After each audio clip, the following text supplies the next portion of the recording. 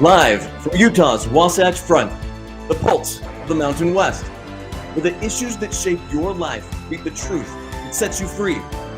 Across Utah, across the Republic, and around the world, welcome. This is KMMU.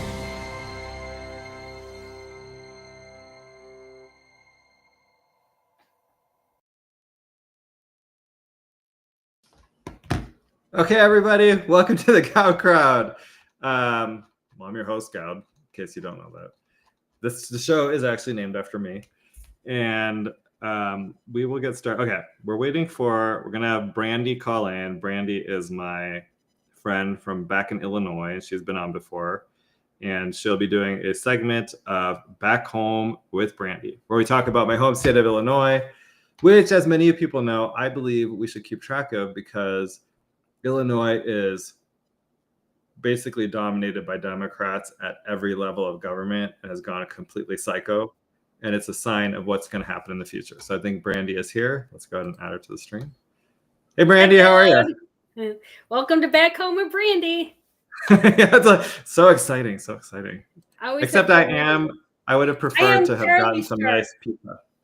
Let's do pizza next time. Yes. Yes. Here's my segment today. Okay. Illinois, if you can dream it, Illinois can tax it. And today we're going to talk about Illinois taxes. Okay, so what do we got? So good news, bad news.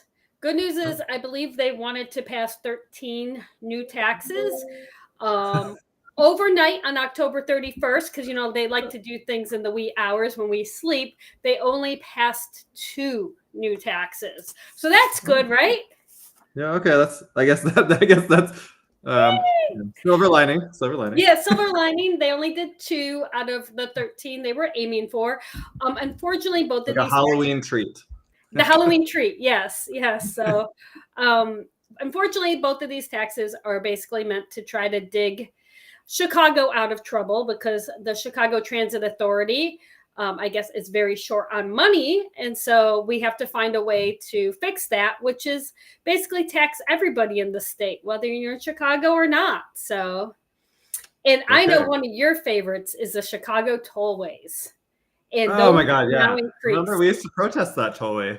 Yes, used to wake me up at the wee hours of the morning so I can hold a sign up over by the overpass. And so we could protest that. So, but you'll be happy to know that they are increasing it by 45 cents a toll. Oh, so wow. On all the Illinois toll roads. So that will be going into place. I guess we do not have enough money for the Chicago Transit Authority and the busing systems. So to fix that, we're going to just give everybody a tax when they pass through any toll of an additional 45 cents. That's crazy to me because the entire way that they sold tollways is that we'll collect tolls until we pay off the bonds to build the tollway, and then we won't collect tolls anymore. It has been at least, I mean, what's is it 355, the one that goes right through Downers Grove, Woodridge, that area? 355 goes, north and south, and it cuts through where you used to live, Woodridge area, 75th Street and stuff. Yeah. So that one, so yes, you pay it off by now. I 355 has been around since we were kids, and then they extended it going more south, so you could go to Lamont and stuff. I don't know if they paid it off or if they ever will, but you'll now pay more when you get on it to try to dig Chicago out. It looks like Pritzker and Brandon Johnson weren't getting along, but now they've bonded over taxing Illinois. So now they're friends. Wow. And you can get on the tollway. So well, they're getting along fabulously. They tax you. They're also increasing the bus tax. So the buses are now going to be 25 cents more. The buses, yes. So the Chicago Transit Authority, when you get on a bus, you will now pay 25 cents additional to get. Do you know how much they cost for a ride right now? I do not know offhand. I have not had to ride the Chicago bus in a while, but probably for the best. I try to stay off the bus. I try to stay off the L. I think I've paid my dues on those transits, and rather not. But yeah, they'll pay more. So I'm sure that will also affect some people ride the bus because they just don't want to own a car. Some people ride the bus out of necessity because they can't afford own a car. Yeah, fair. Because let's not forget, like when we were kids, when you had to renew your sticker, your car tag sticker, it was like, I think when I got my first one, it was like $60 or something. And as a young person, I thought that was like super pricey. But now it's that's because we were making like $5 an hour. I mean, that is true. So 12 hours worth of work to renew your car. now it's, I think when I renewed it last time, it was $185. Wow. So yes, we've had some significant increases. So like that costs you a pretty penny. So, but once you renew that and then you get onto the tollway, you're gonna pay more money to go to work probably for people. So that's exciting. How do middle-class people survive in Illinois? I don't understand it, because it just seems like every time you read the news, they're increasing another tax. They're constantly increasing their budgets. And to me, tax increases are inflation. So they're going to increase the cost of your everything, the things that you pay for, including your taxes. They're going to take the money out of your paycheck and all this kind of stuff, which makes it harder for you to live. How do people survive there? I don't know. I don't have a clear answer for that. All I know is my property taxes keep going up, which I think I've mentioned angrily several times now, that the property tax is now the highest. We surpassed New Jersey this year. Wow. Yeah. So we're not the highest tax state. I did do some research and we're only number 7. The highest tax state is actually Hawaii. But my guess is because to get things there is probably more expensive. And we are behind New York, Vermont, and California. So we're right behind New Jersey. New Jersey's number 6. Okay. I guess that's something, right? Yes. So, but we're in one of those states that they just constantly tax you. Like I said, they wanted to do 13 increases. And we just had some increases on July 1st because they increased... Yes, so they increased our gas tax. So we're number 2 on gas tax. California surpasses us, but they increased it. I think it was like a quarter. So we now pay every gallon of gas. We have a tax of 55 cents.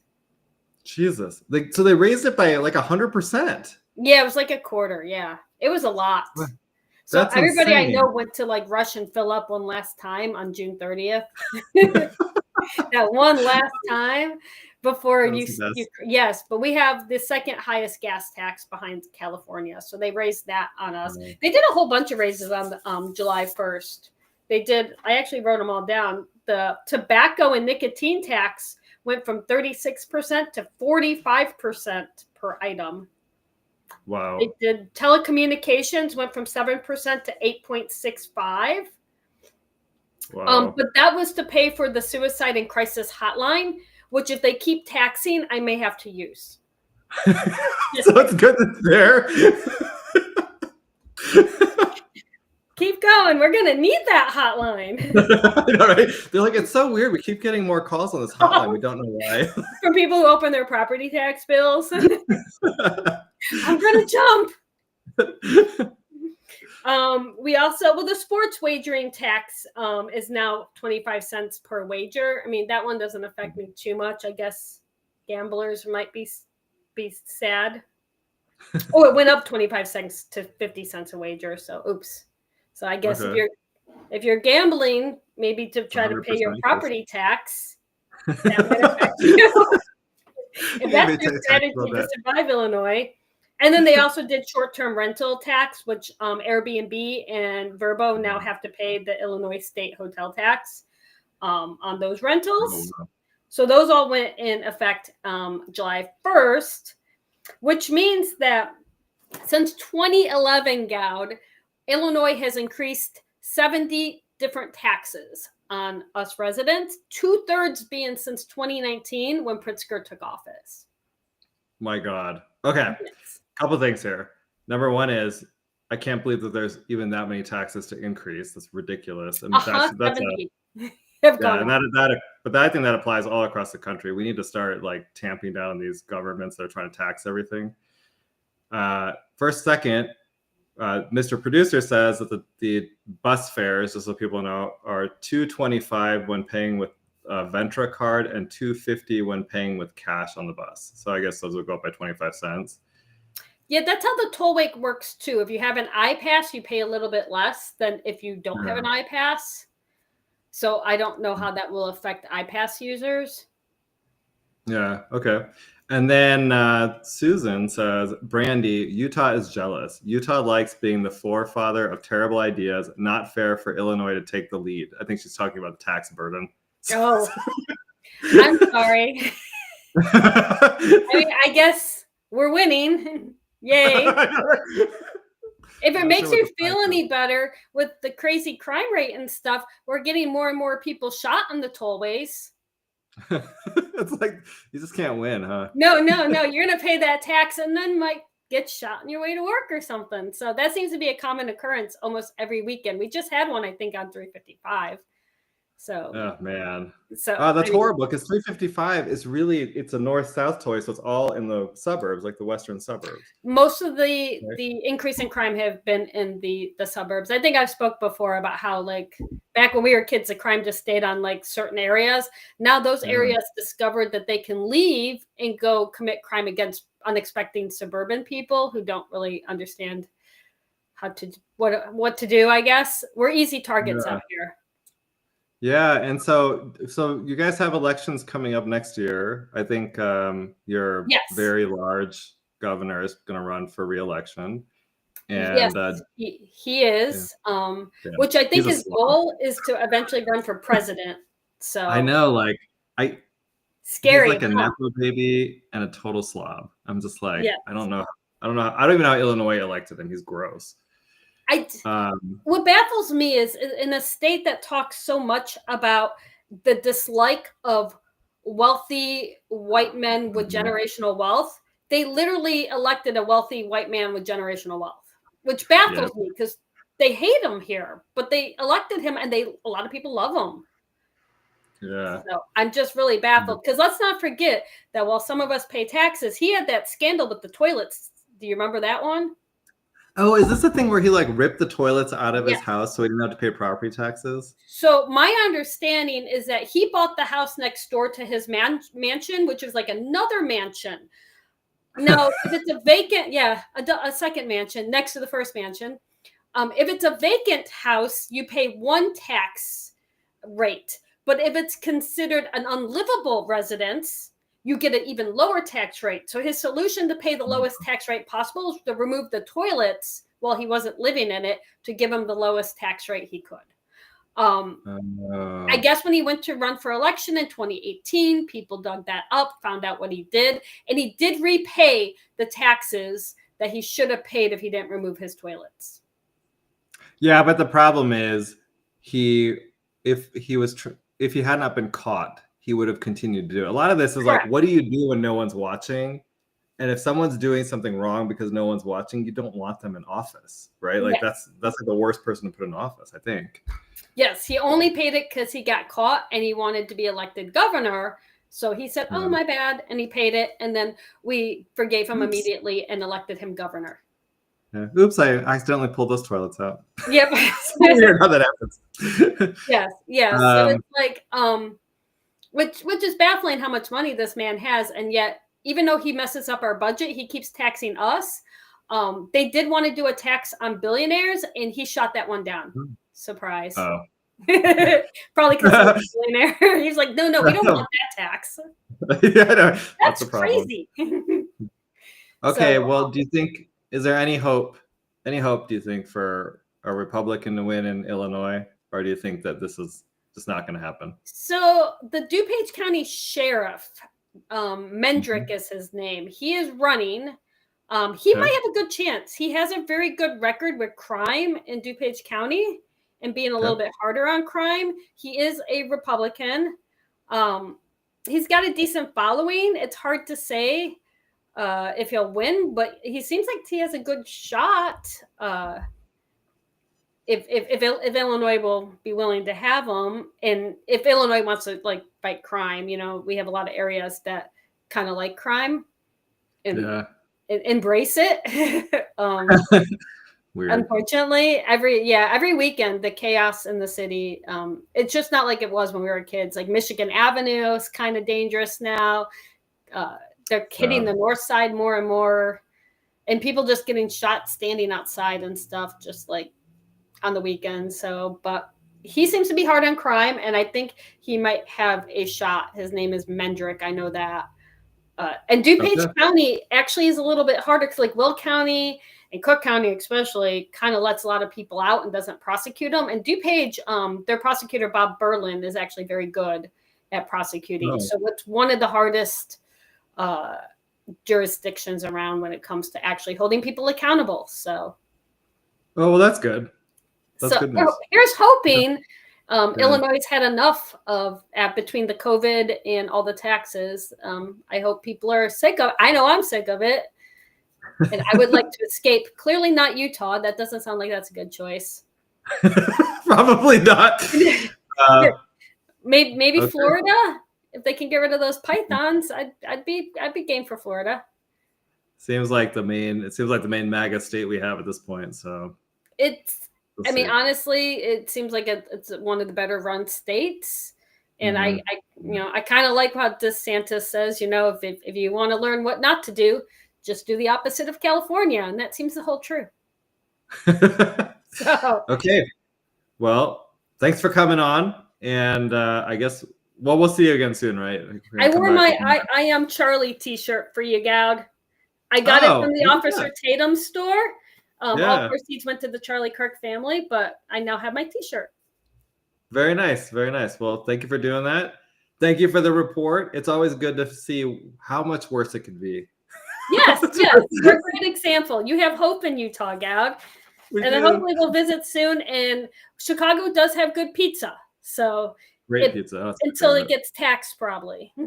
Yeah, I guess. Yeah, we'll have to wait and see. Let me know when that happens. I'll be there to protest that one. The other Chicago saying is come to Chicago, stay in Chicago for the food. Wait a minute. Now I just messed that up, Goud. Come to Chicago for the food, stay because you got murdered. Okay. On that note, we will see you next time, Randy. Thank you. Bye, Goud. Enjoy. Okay. Well, I hope you enjoy that. I think it's good to get kind of that, well, I guess on the one hand, it tells you how bad it could be. It could be much worse than what we have it right now. But also, Illinois is dominated by Democrats. You would like Democrats, that's where it's going to head. It heads to Illinois, California, where they've totally gone psychotically crazy. That's a great place to see it. Mr. Producer says, bumper sticker from California. Keep honking. I'm reloading. Okay. I did want to show a couple of things I saw in Illinois, actually. I thought this was kind of interesting. There's been a lot more immigration enforcement going on there. And what I think is kind of interesting about this is the propaganda that's happening. So here's one example. So what they'll tell you is that they'll be like, oh, hey guys, they just are federal agents just randomly went and they picked up somebody and they arrested them for no reason. They disappeared them. It's an American citizen. I have no idea. Why did they do it? What was the reason? And then all you got to do is dig a little bit and you'll find out that the mainstream media is actually in on the lying about what's going on. So here's like, in this case, they tried to claim, well, let's see what they claim here. I'll turn on. Immigrants are welcome here. ICE is not. Hundreds of Evanston residents and elected leaders gathered near Asbury Avenue and Oakton Street this afternoon. Evanston, by the way, is an extremely wealthy city in Illinois. So these are rich white liberals who are upset that their illegal alien gardeners and housekeepers and drivers and all this kind of stuff are getting deported. These are bad people who are hiring illegal aliens, and the illegal aliens don't live in their neighborhood. They live in your neighborhood where they crowd in a single home. They use the resources in your area. They crowd your schools. They commit the crimes. It happens in your neighborhood while they go and work for these people. My faith teaches me that no one is illegal. And no one deserves to be dehumanized. This comes 24 hours after chaotic moments played out in that same area, and 3 U.S. citizens were arrested. My understanding is that 3 individuals who were taken from this street corner have been released. Witnesses say a man and a woman in a red car were following agents to warn people of their presence. That's when bystanders say agents slammed on their brakes, causing the people in the car to crash into the agents' vehicles. Neighbors say a man and a woman were then dragged out of a car. We blur their faces because we don't know if they've been charged. Why? Okay, so they're in public. The people that were following the agents and doxing their locations, and they're doing it because this is what we have on the left right now is complete terror. This is terrorism. They're trying to get federal agents killed who are deporting illegal aliens. You should really question what the hell is going on and why Democrats are doing this. Why would you even risk your life, your freedom to protect illegal aliens? So I think part of it is probably a lot of these people are getting paid, but also they are so deep into being propagandized. These are lost people, completely lost people. Cell phone video shows one agent punching the man on the ground. At one point, an agent appears to pull out a gun on a bystander and threatens to pepper spray him. I was appalled that a block from my home. She's upset that her illegal alien gardener is not going to show up tomorrow. People were dragged out of a car by masked men, some not masked, I'll say, but and beaten in the face. Department of Homeland Security Assistant Secretary Tricia McLaughlin writing on X today. The individual arrested in this video assaulted and kicked Border Patrol agents as he was being arrested. Here, he aggressively grabbed the agent's genitals and wouldn't let go. The agent delivered several defensive strikes to free his genitals from the perp's grasp. Immigrants are welcome here. So these white liberals follow the Border Patrol agents, and then one of them grabs one of the Border Patrol by the balls, and then is surprised when the guy punches him. I think that's actually a normal reaction. Like, if you're a man out there, what would you do if someone grabbed you by the balls? Probably punch them. That's pretty normal. So, but you can see, like, the left is completely just falling for propaganda about what's going on. Let me give you another example, because this one got me worked up. And this was a selective edit of a video, and people are falling for the selective edit because they're just stupid. I think these people are they're lost. And the thing is, we have to do more to try to get people broken from the mainstream media and the propaganda that's spread. Otherwise, I don't know where this heads. It's like this turns into a disaster. So here, I'll just show you the beginning, and I'll show you what happens in the next video real quick here. Okay. So here's the video. This is their video. Hey! The woman, right? First of all, does anyone know if these people have jobs? That's been one of my questions. Here's the actual video, just so you get a sense of what happened for real. Hey! Hey! So this kind of very this morbidly obese woman over here opened the door of the agent's vehicle and let the detainee out. And they're surprised when the agents then come and push you away, and then the agent ends up pulling a gun on her. Because that's what should happen. Right? The thing is, I don't know what's going on, but the left seems to think you can interfere with federal operations, that you can actually go and open their vehicle doors, that you can follow them around and dox them and put them in danger. Part of what they're doing, as you kind of watch through these videos, is they're actually setting our agents up to be attacked in a Middle Eastern style terrorist attack. I'm telling you, that's coming. There was another video I saw where they've set up a base it's a Coast Guard base in Oakland, and there's one road that goes onto it. It's an island. I can't remember the name of it, but my sister used to work on the space. That's why I know about it. And there's a U-Haul truck that's trying to back into the base, and the agents have to shoot at the driver because he's actually backing in. You just tell me where you think this is going to go and what that is. That's a test. This is all a test. They're running around, driving their vehicles, tracking agents, doxing them, boxing them in on the roads. They are going to kill our agents. And at its base, what this is Democrat activists. These are all Democrats, and they're fun. And to the extent that they're paid for it, they're being paid by these billionaires like Soros. Reed Hastings of Netflix is a big funder of this type of BS. So when you pay for Netflix, you're actually funding these types of terror attacks. And then they're going to block these people in, and they're going to set them up for a terror attack where agents are going to get killed. That's where this is heading.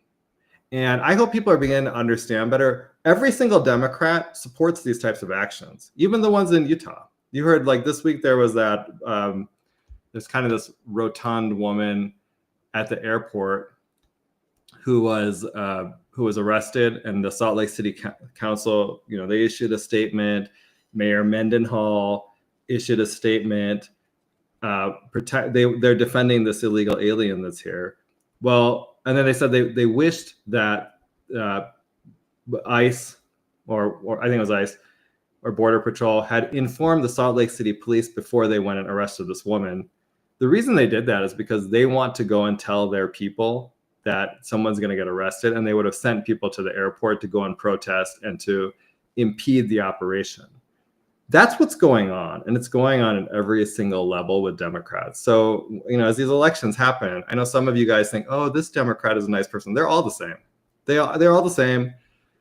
They all support the same policies. And I'm not saying that the Republicans are always better, but on this issue, they're going to be at least a little bit better. And on the Republican side, we got to do a better job of getting rid of a lot of Republicans because they're not good. In fact, they're very bad. Okay, so anyway, that's kind of what's going on in Illinois. I suspect that that's also what's going on in California. Everywhere that they're doing these operations in blue states, we're having essentially terror attacks on our ICE, Border Patrol, and all these types of agents, and they're doing good work. We have to deport every single illegal alien in the country. No exceptions. I don't want to hear sob stories. You can tell me a sob story. I just don't care. You got to get GTFO. Time to go. You've taken advantage of us long enough. You've gotten welfare. You've stolen opportunities from Americans. You've suppressed the wages, especially of working class Americans. It's time for you to leave. This isn't your country. It never will be. Get the fuck out. Sorry that I swore. I just can't help myself right now. Okay. We should have Phil on soon. There's also this. I was at the Utah Patriots had a little event on Saturday. It's pretty close to my house, so I want to stop by. And this woman, Jen Shaw, was actually doing she's having a petition signed where she is demanding that Stuart Adams resign. And we talked about this on a previous show. Stuart Adams abused his position, and he actually, his granddaughter was 18, and she raped a 13-year-old. And so he helped get her a light sentence for what she did. A sentence that would not normally apply to anyone else. He also helped change the law so that in the future, people would get lighter sentences if they were in high school. An 18-year-old high school now gets a lighter sentence than an 18-year-old outside of high school, even though they're both adults. So, and let me just add, there's another piece of this. In order to get his granddaughter a lighter sentence, he submitted a letter of support during her sentencing hearing. We haven't seen what that letter of support says. I emailed him and asked for a copy of it a couple of times, and he's not responding. I think we need to see what that letter says, because until you see it, I suspect it says stuff that he doesn't want us to know about. And that should tell you that he is abusing his office. He's a public official. He was a public official when he submitted that letter, and he should be perfectly happy for us to see it if it's all above board. The fact that he's not disclosing it shows you that there's probably something there, and he should resign from office. Unless Utahns are okay with somebody who thinks that child abuse and child rape should get lighter sentences because their family did it. Because who knows, an 18-year-old, I think some people think, oh, it's a girl that raped a boy. But when we went through it, the boy was actually traumatized by what happened. But what I'm going to say is, like, what if it's a 20-year-old? Would Stuart Adams have done the same thing because it was his granddaughter? What if she was 25? We don't. I assume yes. I assume that he did this because it was his family member, and that's a problem. And he did it in kind of the darkness of the night. It was just happened that it got exposed in the press. Okay, let's see here. Hold on. Let me just check my phone real quick. I just need to see when Phil's going to join, because I have this topic I want to go through, but it's going to take me a little while. I don't want to start it and then have Phil come on, because it'll mess up my little flow I got going. Okay, so let's talk about this. Last Thursday, actually, one real quick thing. Do you remember last year the governor's gala? You know, Governor Cox has a gala every year, and he had it actually on Saturday this year. And I just noticed there's not a lot of photos that have come out of that, and no video. No video. Now I can't find the video from last year, but there's that great video where he's like crowd surfing, and people. It's like I think it's really gross, because when you're crowd surfing, people are sticking their hands like all over you. Ugh. Like I wouldn't want to be the person that you crowd. So I actually would just move and like fall, because that's just gross. I'm not sticking my hands all wherever you're going. So anyway, no videos this year. No, hardly any photos. I've seen a couple of photos, but they're just like people. Oh, hey, look how nice we're dressed for the event. But no like photos of what happened. No video. I think that's on purpose. Unless someone saw it somewhere, I just think that they're trying to hide it, because last year was really embarrassing for them.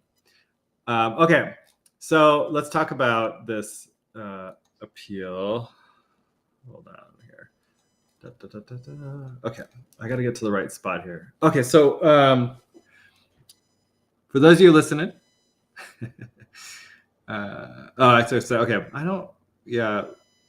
Okay, anyway, so what happened is, I'll just give you a little background while hopefully we're waiting for Phil. In September of last year, Phil made a grandma request to the Lieutenant Governor's office for copies of the ERIC reports that her office received in 23 and 24. ERIC is the Electronic Registration Information Center. It's a nonprofit that is a partnership between a bunch of states. Utah was actually one of the founding members. It was funded by the Tides Foundation, which is funded by, partially, George Soros. He was as many of you know, he is a very, very noted believer in election integrity. He wants the most secure elections you could ever have. And he loves America so much. Okay, by the way, when Phil comes on, if you want to call in, you can call in at 385-899-2134. I don't know if, and actually you can call in anytime. Do we have the phone? Can you put the phone on the screen, Mr. Producer? Okay, so he made a grandma request, and then the LG's office denied it. Oh, and sorry, in that grandma request, he said, look, I'm entitled to these documents under the National Voter Registration Act, a federal statute that allows any member of the public to access documents that are being used to run your election system. What happens is the lieutenant governor gets reports from ERIC on a very regular basis. I think it's every 60 days. And they use those reports to then update the voter rolls. So, and just think about it this way, like ERIC is run by a bunch of leftists, right? You know, it's a nonprofit. They're all run by leftists. Well, except there's a few exceptions, but overall they're run by leftists. They're taking data from all of their members. They're manipulating it. They're doing stuff with it. And then they send it to their members. And then the members are using the data to update the voter rolls. Well, why can't we see that information so that we can understand what data you're getting from a third party and how you're using it in your voter registration maintenance? So they denied it. Phil then took that and appealed it to the chief administrative officer. The chief administrative officer said, hey, you have invoked the NVRA, and so now we're going to take 90 days to respond to your request, because we want to make sure we get it right? Instead of the normal, I think they have 10 business days under grandma. So Phil was like, okay, that's fine, no issue. I want you to get the right answer, so take the 90 days. They come back and they say, okay, there's 5 reports that are responsive to your request. We will give you one of those. And those are the death reports. And what these death reports, I think, show is people who have died I think the voter rolls if they've died outside of Utah. We get that information for 23 and 24. And they say, but we have to redact certain information. It's called the LADMF, I think. And under that, you have to, we can't get certain sensitive data about dead people for the first 3 years after they're dead. Whatever, I don't really think I'm not sure that part makes that big of a difference. But that happened in February. And they said, we'll redact it and we'll produce it to you. Okay, great. Phil still hasn't received any of those records. It's been more than 10 months. Not a single record has been produced. For the other 4 reports that he requested, they actually said, we won't produce these. And they invoked various federal and state statutes to make that point. So, for example, they said the Driver's Privacy Protection Act, which is a federal statute, protects this data, these entire reports, and so we can't produce it to you. But there's actually very clear case law out there that you can't just withhold an entire record under the DPPA. You have to actually go through and redact uniquely sensitive information and then produce the report. So their response is not supported by the law. They also invoked state law for one of the reports, and that was just really weird because the thing is federal law preempts state law, and the NVRA is very clear about that. There's only 2 exceptions to the production. There's 2 exceptions to the production, and none of them are state law exceptions. So you actually can't. So if there is a state law that's preventing you from producing documents that you have to produce under the NVRA, the NVRA's what the NVRA says actually preempts those state laws. So that was wrong. And then the final one that was interesting is there's this thing called the voter participation report. And it shows if a voter has voted in more than one jurisdiction. So for example, if a voter votes in Utah County and Salt Lake County, they will be on that report. And I should say, may have voted. So you're going to have to go and verify the data. If the voter has voted in Utah County and Salt Lake County, they will show up on that report. If the voter has voted in Salt Lake County and Wyoming, some county in Wyoming, I don't know. Or actually, I don't know in California, let's say San Diego County, that would show up on that report. If the voter has voted in, or has died, I think that was, sorry, last one. If the voter has voted for someone that's dead. So in all 3 of those examples, those would show up on your voter participation report. The lieutenant governor's office actually came back and said, we don't use this report to update our voter rolls. So we went back, Phil went back and said, that's not credible. That doesn't make any sense. You're telling me that if this report shows a voter voted in both Utah County and Salt Lake County, and let's say you verify that information, that you're not going to go and update the voter rolls to make sure that they only get one ballot going forward, that's BS.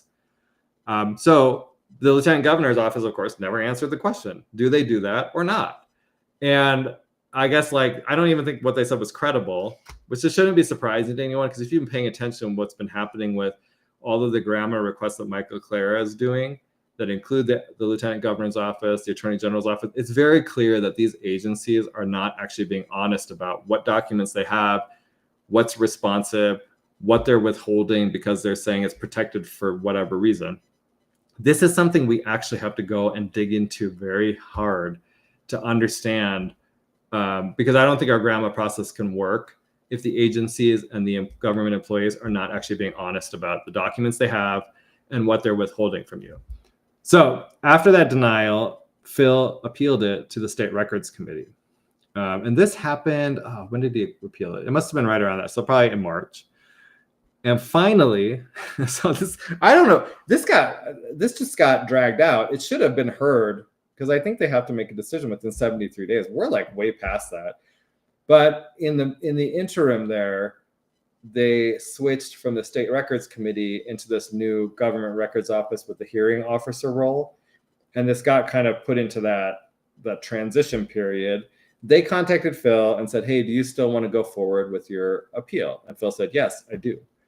And we just had a hearing on this last Thursday. What was interesting is 5 days before the hearing, the Attorney General's office filed a motion to dismiss, saying that Phil's appeal should be dismissed because he has a federal lawsuit on this case, and he's already exercised his rights to go to federal court under the NBRA. That actually wasn't even accurate because he had 2 grandma requests. The first grandma request was for a copy of the voter registration rolls that complies with the NBRA. And that would mean it would have to provide both private voter records and voter records that were impermissibly reclassified from private to withheld on May 12th of 2020.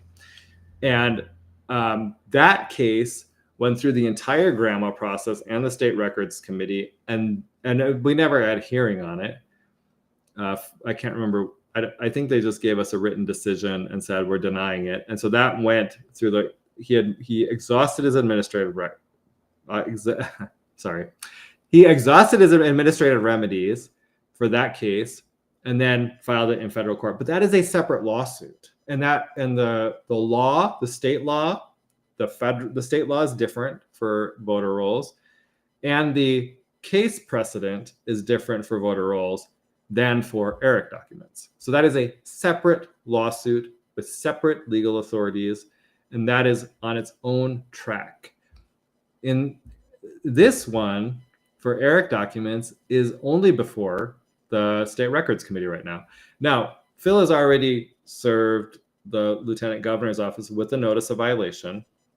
And so if the hearing officer denies his appeal, at that point, Phil can go and we'll probably go and file a federal lawsuit. That's where this is headed. Hopefully, though, to be honest with you, like if the hearing officer actually rules correctly and grants his appeal and forces the Lieutenant Governor's office to come forward and give us the documents, the responsive records, then we'll be done. There won't have to be a federal lawsuit, assuming that they produce, everything and there's not an issue on redactions and stuff. Okay, let me give you just a couple other things too. It was heard by a designee. So the hearing officer is Lonnie Pearson, but Lonnie Pearson was heavily involved in grandma requests that went to the Attorney General's office for records related to the investigation into Governor Cox's signature petitions. And so I think now when Phil goes before that, the hearing officer, I don't know that Lonnie Pearson could ever really sit without there being a serious conflict of interest.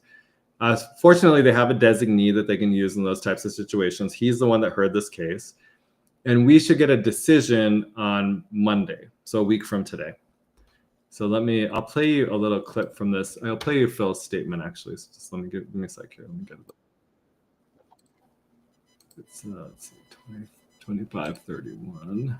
That way you guys can kind of get a sense of, I thought his statement was very good.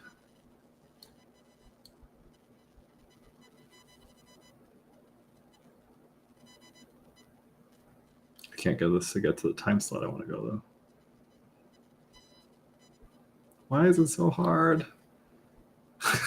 Can I just do it by typing? 25. This is very bizarre. Let me download it. Give me 1 second. I'm just trying to pull up the audio here.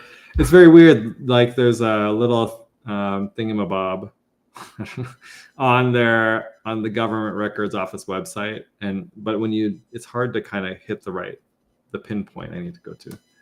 Okay, here we go. I'll just do it on my own media player. Okay, here we go. So I think it's 25, 31. Here we go. The whole truth, okay, and nothing but the truth, under the pains and penalties of perjury. Yes. Thank you. Ready for me to go? Go ahead. Okay. At its heart, this appeal is about whether grandma requires the LG's office to provide transparency about how it administers and runs our election system. Utah helped to start ERIC, the Electronic Registration Information Center, and ERIC's headquarters are in DC. The LG's office provides copies of our voter registration rolls and other sensitive data about voters to ERIC at least every 60 days. In exchange, Eric provides Utah with at least 7 types of regular reports that are allegedly used to keep our voter rolls maintained and accurate. As you know, I have serious concerns about the lack of transparency surrounding elections in Utah. To date, I have filed a number of GRAMA requests for election administration documents that any member of the public is entitled to under the National Voter Registration Act. In my first GRAMA request, I sought a copy of the voter registration rolls, including voter records that are private or were impermissibly converted from private to withheld on May 12th, 2020. After I was unable to obtain NVRA compliant voter registration rolls through the GRAMA process, I filed a lawsuit in federal court that is currently pending. The GRAMA request is not at issue here. In the GRAMA request that is relevant today, I'm asking for copies of certain reports provided by Eric to the LG's office in 2023 and 2024. I filed these GRAMA requests even though there are no requirement to exhaust administrative remedies under the NVRA. My hope was and continues to be that the LG's office will voluntarily comply with its obligation under NVRA if given an opportunity to do so. You know, that's one of the weird things here is I don't understand why the Lieutenant Governor's office is refusing to comply with the NVRA across the board. My only assumption based on my experience with the Lieutenant Governor's office and what I've seen in terms of her capabilities is I think that they're hiding that the voter rolls are dirty and that the information that they're getting from Eric is actually not high quality.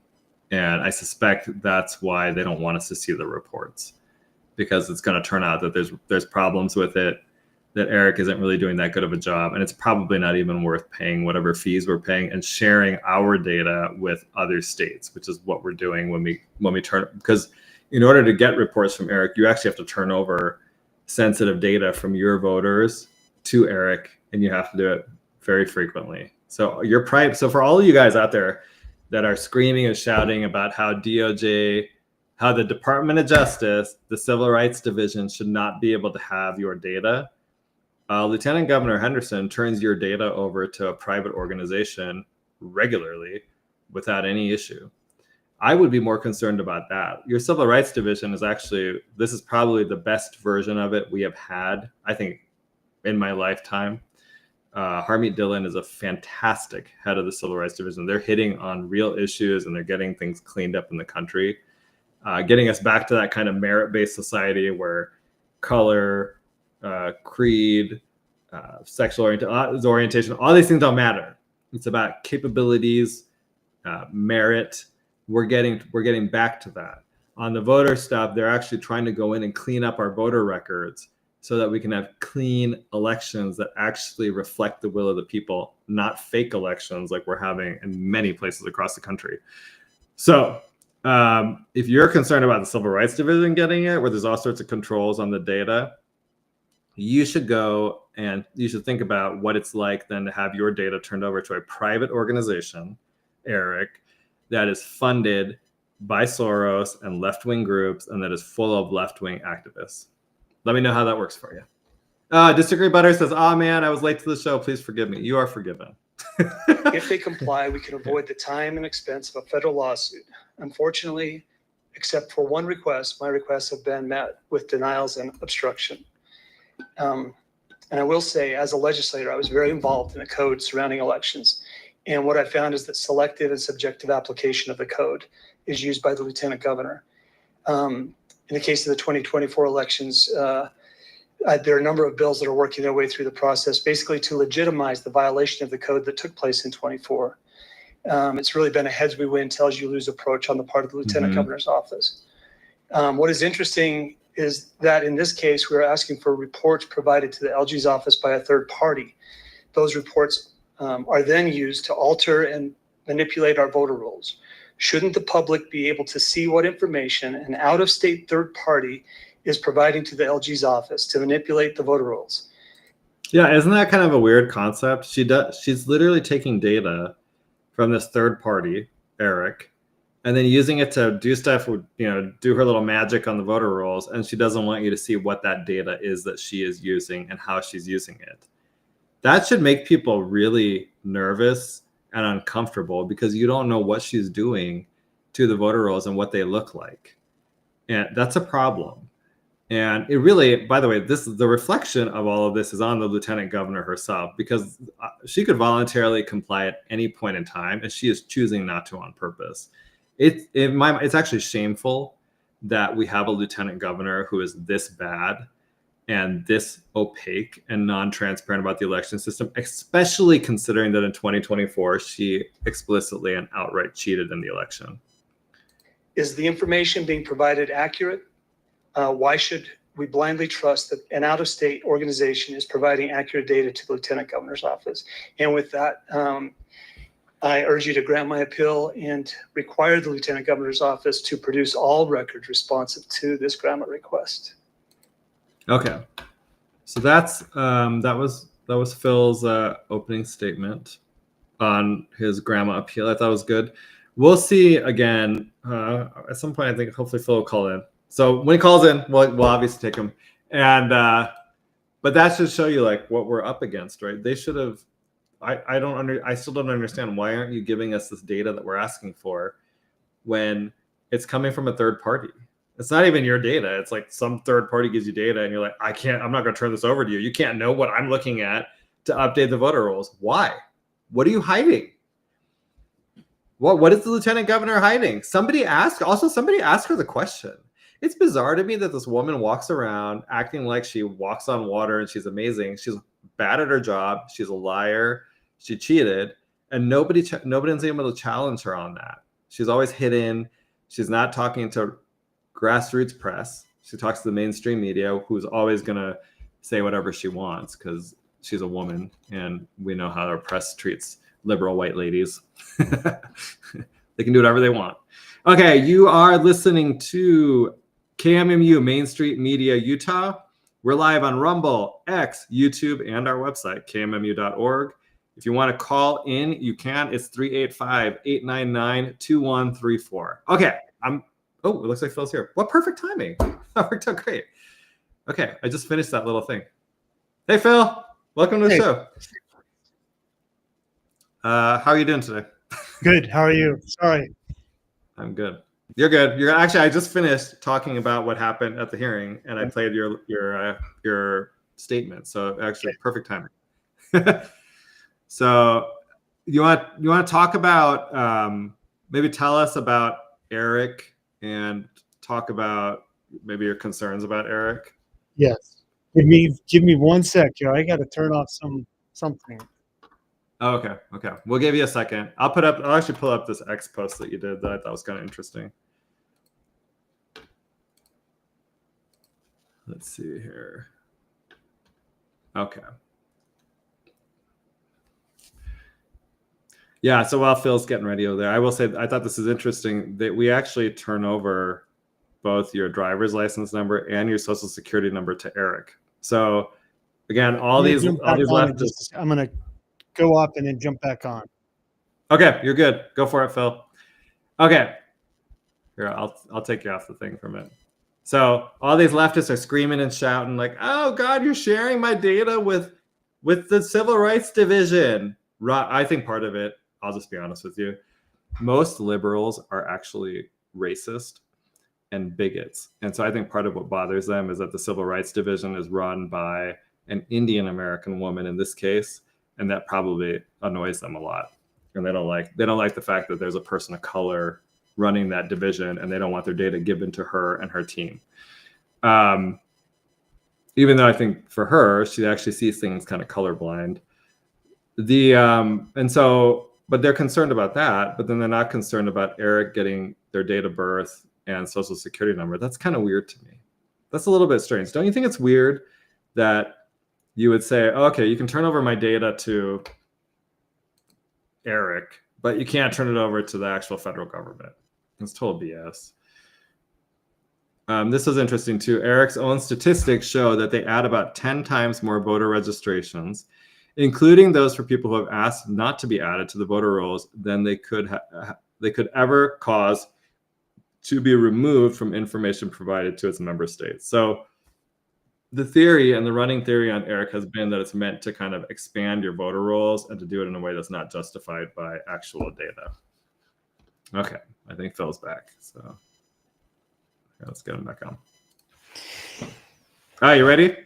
Yeah, sorry about that. I had one of those weird things where your computer's playing some video all of a sudden and you can't find it anywhere. So it's all good. It's all good. Okay.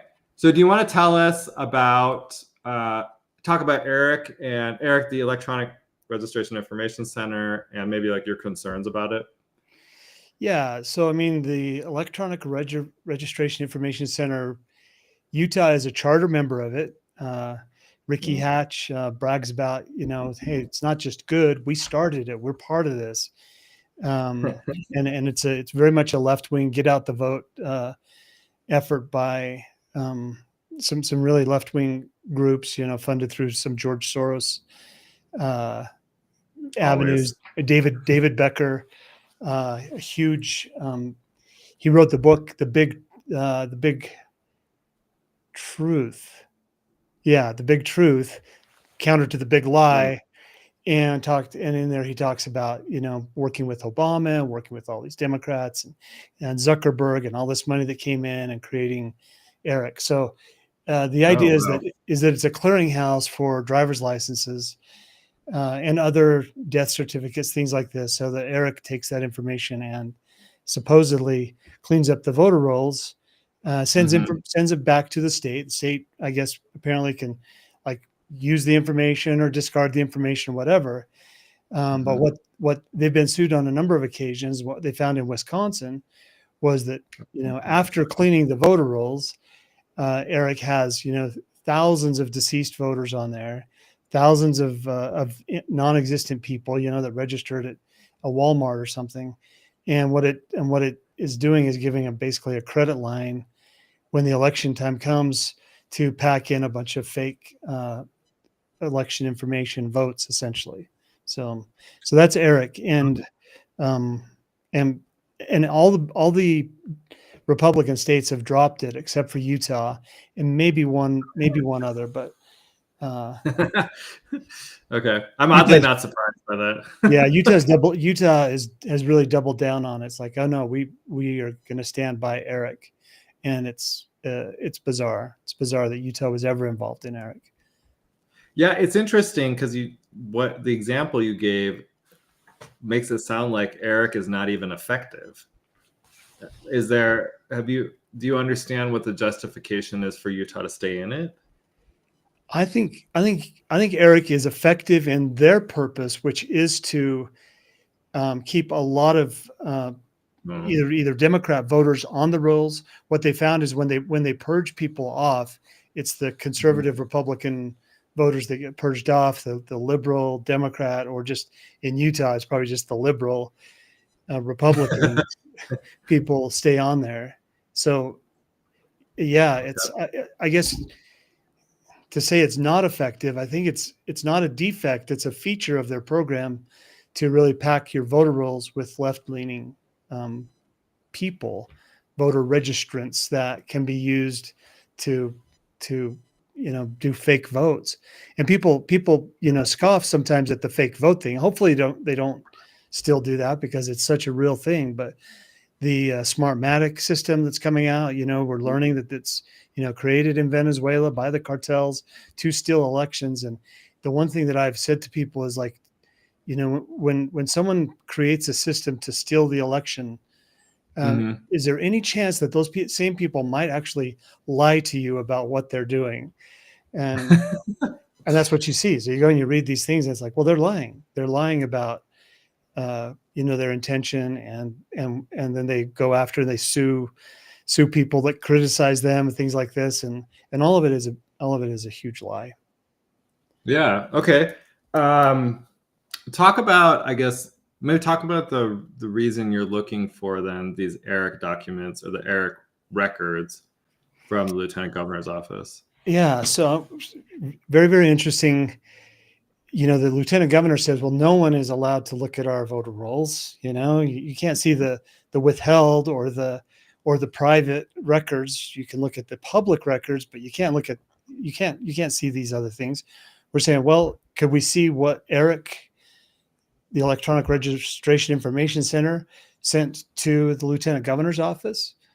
because that's not private withheld voter lists. That's a report coming from Eric. So we've asked to see that information, and of course we're appeals to to dismiss our request and things like that. And a lot about this, Goud. But yeah, so we're saying, okay, well, if the lieutenant governor won't allow us to look at voter lists, can we look at the voter list information that she's receiving from Eric to see what report they've even given and start to compare some of those things? When you get into Utah's voter registration information system, you've got 1.7 million, 1.8 million voters in there. A good percentage of them are private or withheld, and we want to know what's going on with that list. We want to know what changes are they making, when do they add things. Like, for example, in the 2020, what we found out is right after the primary election, Spencer Cox, who was then the lieutenant governor, got 478,000 inactive voters through Eric, changed from inactive to active. So he activated 478,000 voters, and then added another 150,000 that he says was due to the growth. And then that was in July of 2020. And then in August, they went through and moved all of the people that had registered as private, meaning that they didn't want their address and stuff out on these marketing sites.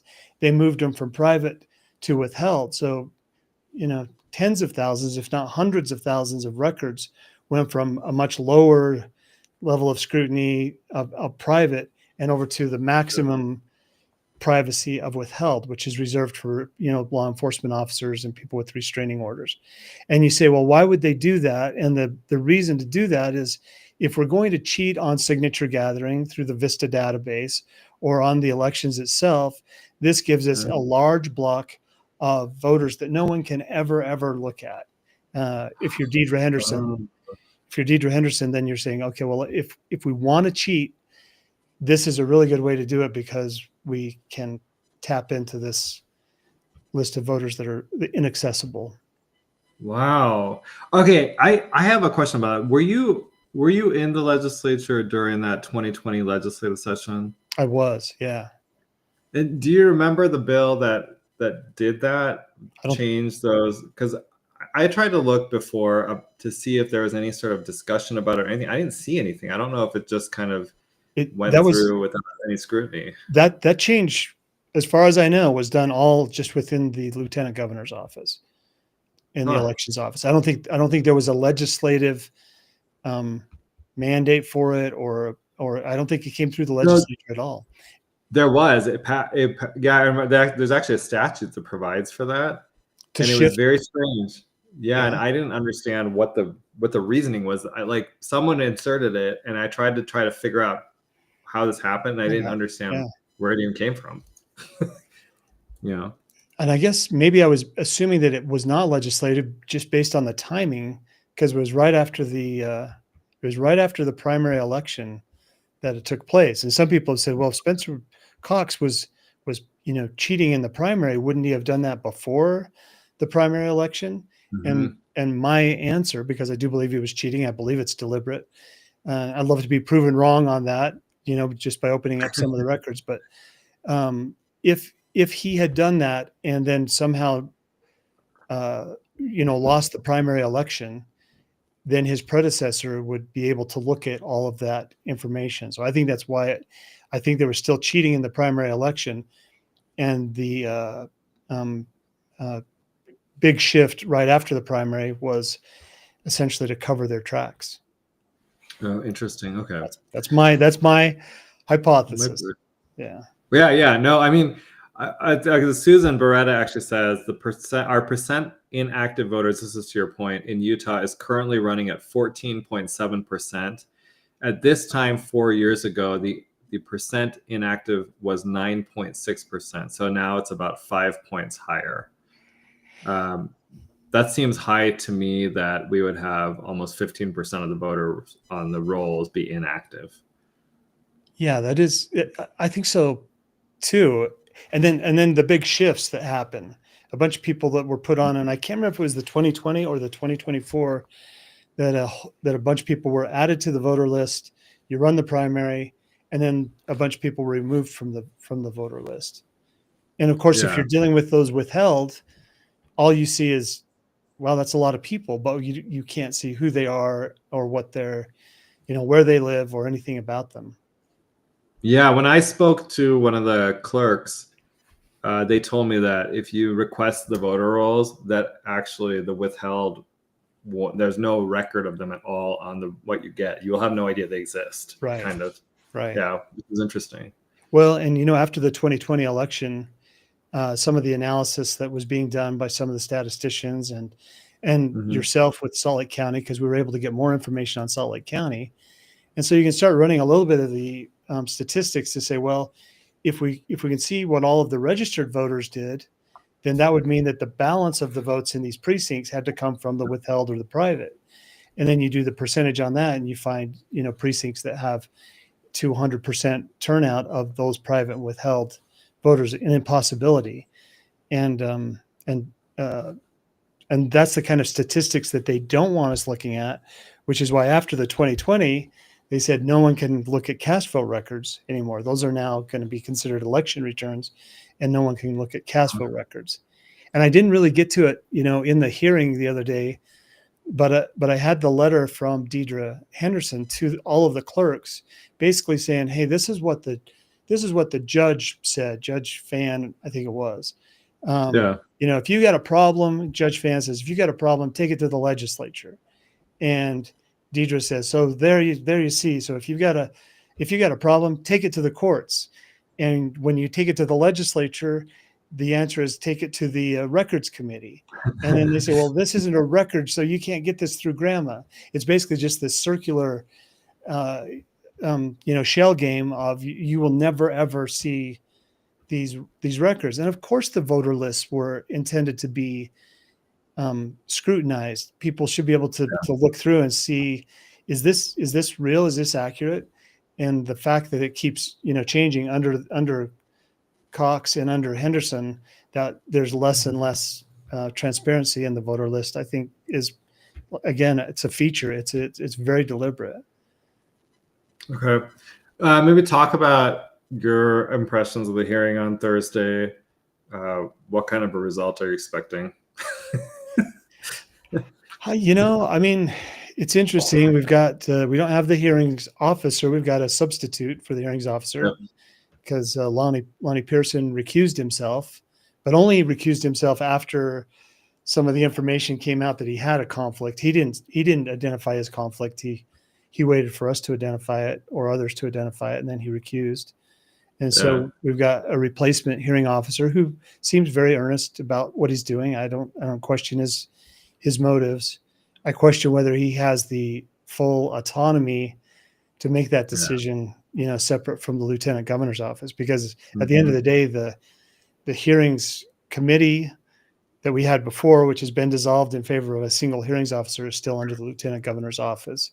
And so the person's records that we most want to analyze are controlled by the person themselves. And that is, I don't know. So I don't expect, I don't expect them to grant our request, but I hope so. I hope they do. It'd be nice. It'd be nice to be proven wrong, wouldn't it? Yeah. I've said on these grammar requests a number of times, it seems like if they really wanted to surprise us, they would just grant one of our grammar requests. Because I think we're like 18 for 18, from myself and others on all dealing with this issue on our grammar request being denied. Either that, or there's been a couple of them that were kind of minor that they come back and say, yeah, you can have it. It'll cost you $5,600, like on emails or something. And then you have to go and say, well, it seems strange that you'd pay, over $5,000 for a list of emails when we know that the redaction happens, within their system. They've created some pretty sophisticated systems. We've paid for them as taxpayers so that they can go in, pull all the emails, do the redactions, and deliver the product. And if I envision a time in the future with AI and everything that grandma will be a thing of the past, because people will just be able to go in and access any of the data, fully redacted, and complete transparency. I have a dream. I don't know about that. I don't know if you've seen, someone sent me something today. It was like, I looked this up on Chat GPT, and here's what it told me in the legal analysis. I was like, well, it got the lawyer's bar number wrong, and I'm not really sure what's legal analysis either. So, so I'm not sure that I would trust it. Maybe things will be better. Yeah. I don't know. Yeah, it is wild. AI it's really wild how it hallucinates on stuff, and it seems like, honestly, lately, this last month or so, it seems like it's almost more, you can almost more depend on it creating false connections. Yeah. And it seems like it's slipping. I don't know. Again, something's weird. Yeah. Okay. If you're listening and you want to call in and ask questions, it's 385-899-2134. Susan just says, what is the time and date of this coming hearing? Well, I can let you answer, Phil, if you want to answer her. They took it under advisement and gave us 7 days to give us a response, which we're still waiting for the response. Yeah, the hearing happened last Thursday, and we should get, I think, a decision by a week from today, so Monday. Yeah, yeah. Now, what do you think what do you think Utahns should take away from the lack of transparency coming out of Lieutenant Governor's office? Also, it's the Attorney General's office and our government generally, especially when it comes to election issues. I think if I could convey one thing to people in Utah, it's that they are being lied to very deliberately and very methodically, and the collusion that is happening between the Attorney General's office and the Lieutenant Governor's office and into the courts and through the whole justice system is egregious. It's really, really a problem. And that's like, I would like people to just open their eyes and see that is what we're dealing with here. And I think our case has probably done more to demonstrate that for anyone who's willing to observe than about anything else.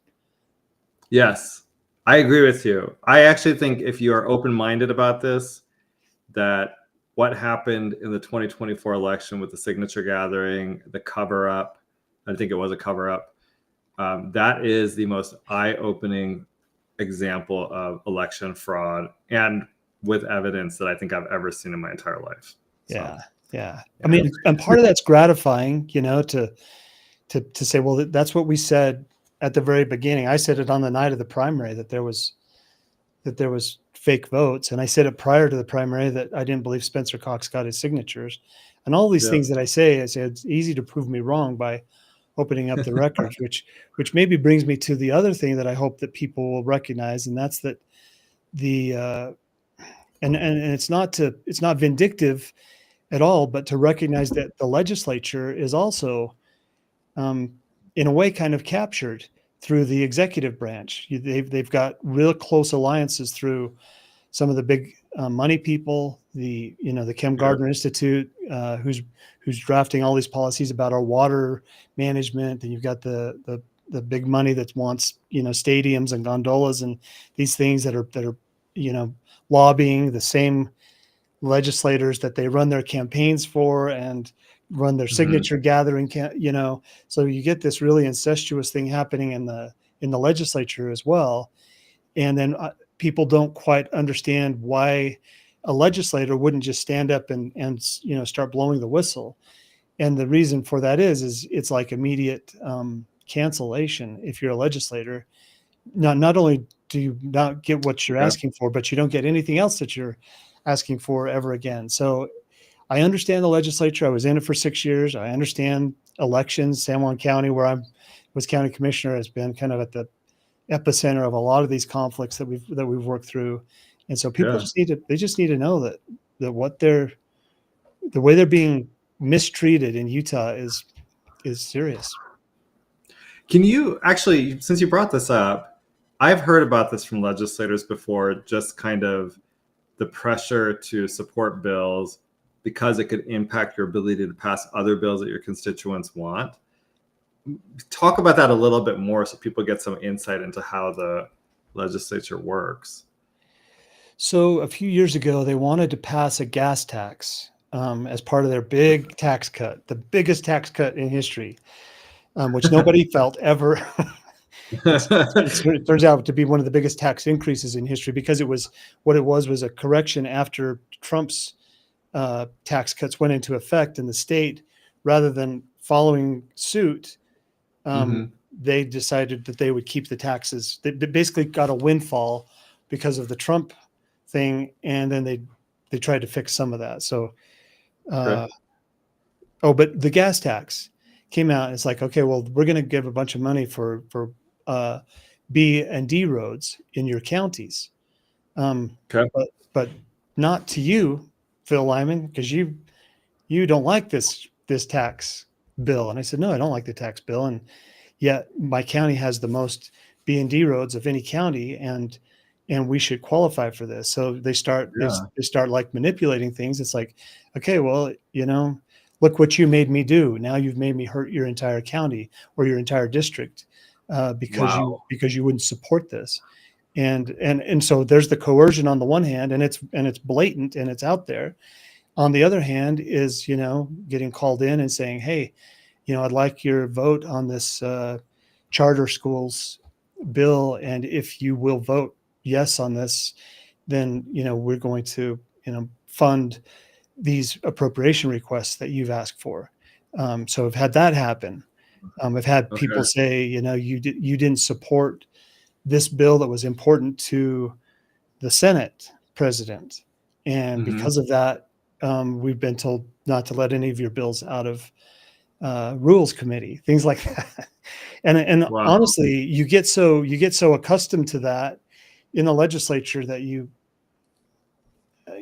almost kind of accept it as the ground rules, if that makes any sense, which it doesn't, but it still is the reality. You just have to look and say, well, I can die on this hill, and or I can go and do things that I know are really important to my district and important to the people that I represent, and so I don't fault the the mental process that legislators get to say, I'm just not going to weigh in on that issue. Yeah, it's really interesting, because I think if you're idealistic, you see people going to legislature as like Mr. Smith goes to Washington, and they're just fighting the good fight. Yeah. And then it turns out that the reality of it is something totally different, and it's not about it's not about your constituents. It's about weird power plays that are going on quietly in the back rooms that we don't know about. And I think everybody knows that there's some inside baseball that takes place on this. And what I've been really surprised with, and especially going to these grandma hearings, is, as I've said, the level of collusion happening between the Attorney General's office and the Lieutenant Governor's office, and the cover-up, just the deliberate lies directly to judges in the courtroom, saying, they can't have this because there's an investigation, then turning around and saying, no, that's ridiculous, there's no investigation, then there is an investigation, things like that. And so when we come back to just the signature packets themselves, which is kind of where we started with all of this, is what won't they do? And I think that's the question that you've got to ask, is what depths would they not stoop to in order to cover up what I believe is a deliberate and a known fraud on that front? And criminals will do a lot to avoid detection. Yeah. Okay, we got one last comment. Jonah says we should all run for the legislature. Do you have any thoughts on that? I do, I've told people before, if you're feeling like you should run for an office, it probably means you should. And I do tell people also, but just know it's easier to get into an elected office than it is to get out of an elected office, especially if you want to accomplish something good, because you get in there and it's like, okay, well, now that I've created some of the relationships that I needed to maybe get some things done, I have to stick around one more term to see if I can finish this out. And you find out that there's very organized opposition to this whole thing. And in Utah, I will say it again, a lot of it's coming from, organizations like the Kem Gardner Institute. It's like you're either in or you're out, and you can find out really quickly. Now I'm in a unique spot as a legislator. I felt like, because people kind of expected that I was going to be a firebrand, because when I came to the state legislature, I had a parole officer, I could just come out of prison, and there was a lot of people that were like, I think they thought that was interesting. It's like, oh, this this might be interesting to see what Phil wants to take on, and I don't know. So I felt like I had a little bit of like license to be more outspoken, and maybe that was like my role. So I tried to do that. But I also took Mike Noel's place in the legislature, and anybody that knows Mike Noel knows that he was a historic firebrand and would say what he thought, and it's really refreshing. And somebody's got to do it. Somebody's got to stand up and speak their mind, and it should be everybody in the legislature should be standing up and speaking their mind.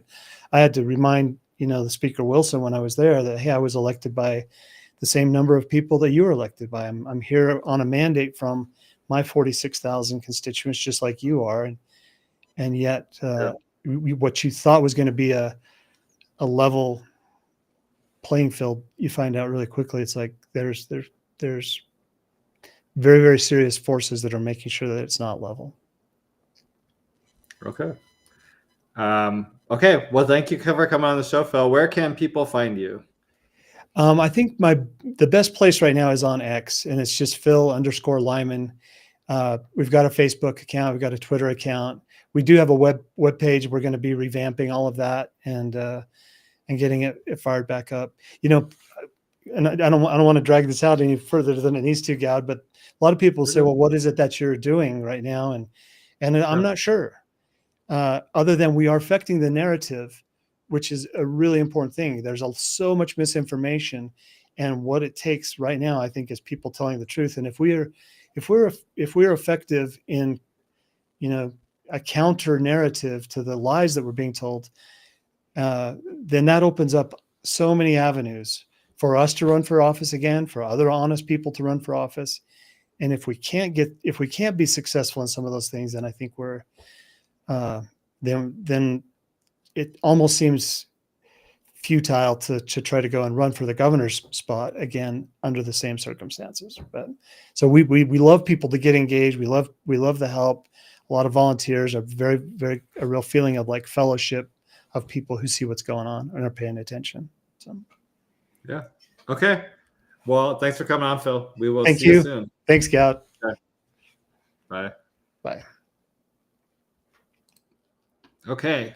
Well, I hope that was kind of insightful. Susan, you can actually go and get the audio. It's at the Government Records Office on their public notice website from the hearing that happened last week. It was not an in-person hearing. It was only over Zoom, which is kind of annoying. Okay. I'm going to talk about this. I've been working on something, and as part of that, I was going through the grandma request that Michael Clara did for a copy of records related to an attorney general investigation. The number is AG 24170. And this was the attorney general's investigation into various forgeries on various signature petitions, including 18 of Governor Cox's signature petitions. So let me kind of walk you through this because, Phil was just talking about this idea that there's collusion. I actually think when you look through the timeline of this, that is accurate.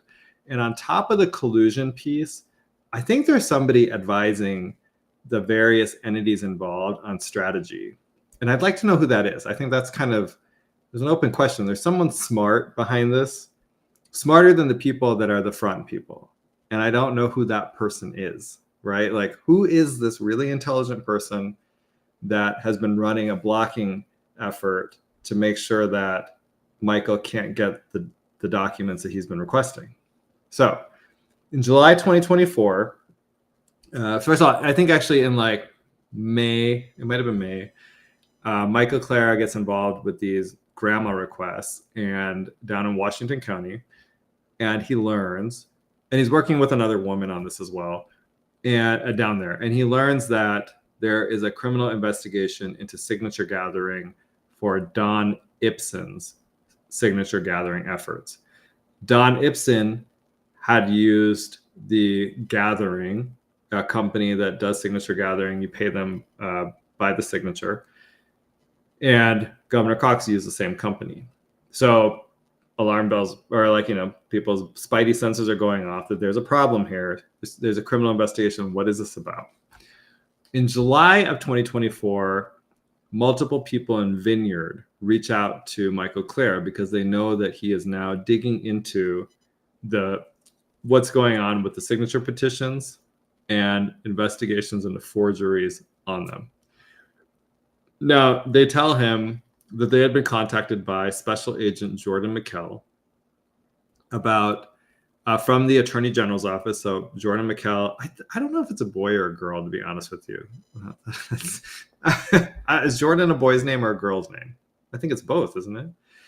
Anyway, she was going around asking people questions about and letting them know that their signatures have been forged on these signature petitions. They give Michael Clara a copy of a business card from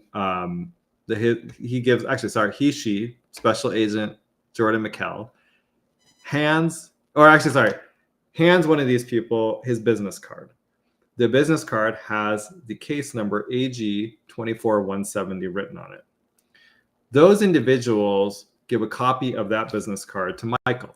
So now he's aware that there is an investigation going on into forgeries on Governor Cox's signature petitions, and that the case number is 24-170. We know this, okay? Michael Clara takes that information and files a grandma request with the Attorney General's office, seeking, here's what he asked for specifically, records of the investigation pertaining to the signature gathering nominating petitions for Spencer Cox for the 2024 election cycle. He submits this grandma request on July 8th of 2024. He doesn't mention the business card or Special Agent Jordan McKell. We don't know if it's a boy or a girl. Let's get that. Okay, Jordan. On July 22nd of 2024, Lonnie Pearson, at the time, Lonnie Pearson is records officer for the Attorney General's office. Lonnie Pearson has now been promoted to be the director of the government records office. So when you go through the grandma process, you'll first go to the agency. If you don't like their response, you'll appeal to the chief administrative officer of that agency. If you don't like that response, the next place you go is to Lonnie Pearson at the government records office. Okay, so that's what he's been promoted to. He denies Michael's grandma request. And here's what he says. The Attorney General's office has processed your records request submitted July 8th, 2024, seeking, quote, records of the investigation pertaining to the signature gathering nominating petitions for Spencer Cox for the 2024 election cycle. Despite a reasonable search, the office found no records responsive to your request. This completes the response to your request. The office has waived any fees for this request pursuant to Utah Code 63G-202-2034. So they did a reasonable search. That's actually like they're saying that for a reason. The statute requires a reasonable search. No records responsive to your request. And now, while Michael didn't provide a copy at this point of the business card or tell them about Special Agent Jordan McKell or 24-170, if your agency is being honest, they should have responded at this point and said either, here are the records, we have responsive records, or said, we have responsive records and we're not going to produce them because they are protected by this privilege. So for example, there's an ongoing law enforcement investigation. They didn't do that. Instead, they said there are no responsive records. That's a problem. Okay, Michael Clara doesn't believe them, right? Well, actually, good thing he didn't believe them. On July 23rd, 2024, Clara appealed. So the next day, he appealed to the chief administrative officer, who is Daniel Burton. The appeal now specifically mentions Special Agent Jordan McKell. So he tells the Attorney General's office that he knows about that, and the case number 24-170. Michael Clara says, I am aware that McKell Jordan, I thought it was Jordan McKell. I guess it's McKell Jordan. Is McKell, okay. McKell Jordan, sorry. Same point, special agent. Special agent in the investigation division of the Utah Attorney General's office has interviewed multiple victims, witnesses in relation to the records sought. Additionally, one of the victim witnesses provided me with the following case number, AG 24-170.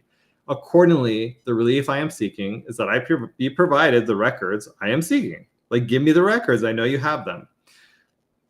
He doesn't, I just want to make clear, when it comes to the case number 24-170, Michael Clara doesn't limit that request to only records related to an investigation into Governor Cox's signature petitions.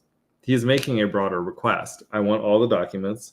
I want records related to an investigation into Governor Cox's signature petitions and records about case number 24-170.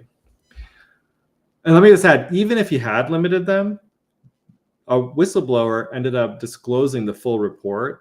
And it's clear that it would have still been, even if Michael had limited it to only records in 24-170 related to investigations of Governor Cox's signature petitions, there were still relevant records because 18 of Governor Cox's signature petitions are actually part of that investigation.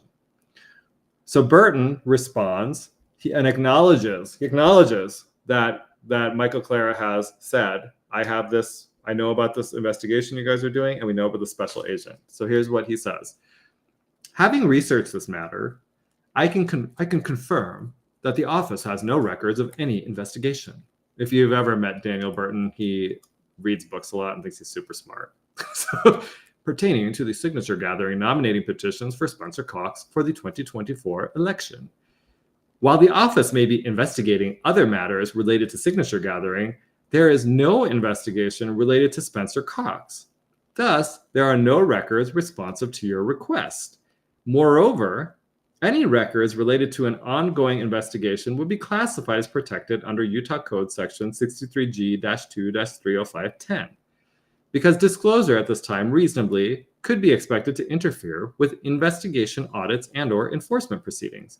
Accordingly, your appeal is respectfully denied. So now let me just add that last piece about records, if there are responsive records, they'd be covered by this privilege. That, I believe, is Daniel Burton covering his ass in case the report actually gets released. I think he knew about the report. The second piece is that that's not the appropriate way to respond.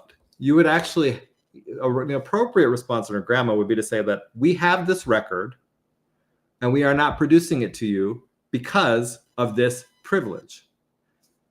Because if you have to specify what the record is, and then it gives the requester an opportunity to appeal your decision if they disagree with it. The way this is written doesn't give you that opportunity because it does not tell you what the record is. So I think Daniel Burton knew about the existence of the investigation into Governor Cox's signature petitions. They're kind of splitting hairs here, trying to be like, oh, well, we're generally investigating signature gathering. We're not doing specifically Governor Cox's signature petitions. Yeah, I get it. You're trying to protect, your golden boy or whatever. So Clara then takes that decision and appeals it to the State Records Committee. And this is where I thought it got kind of interesting. So he does the appeal on August 7th, 2024. And in it, he says, Burton is fully aware that I am requesting records in relation to case number AG 24-170, as stated in my appeal to the Chief Administrative Officer. Yet he has ignored that fact. And that's kind of weird, right? Burton could have asked the investigator I cited in my appeal for the requested records.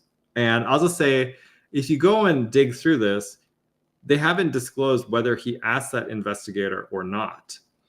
But I would say that if somebody tells you the name of an investigator, that the first thing you should do is go to the investigator and ask them if they have responsive records, right? Otherwise, and if you don't do it, you're either stupid, you could be stupid, or you're purposely not doing it because you know the person has responsive records and you don't want them to respond to you and say, yeah, I have responsive records, here they are. I don't think Daniel Burton is stupid. I suspect what happened is that he actually went and requested the records and he got them and then decided to lie about their existence. Let me just add, I have pointed this out on X, and Daniel Burton's response to it was to block me. He was promoted. At the time, he was a chief administrative officer under Reyes. Derek Brown actually promoted him to the deputy attorney general of the office. So for lying about the existence of these records, there's been no accountability. He's actually been promoted. He's promoted. He's in a higher position. He's a dishonest person, a liar. And now he's in a really powerful position.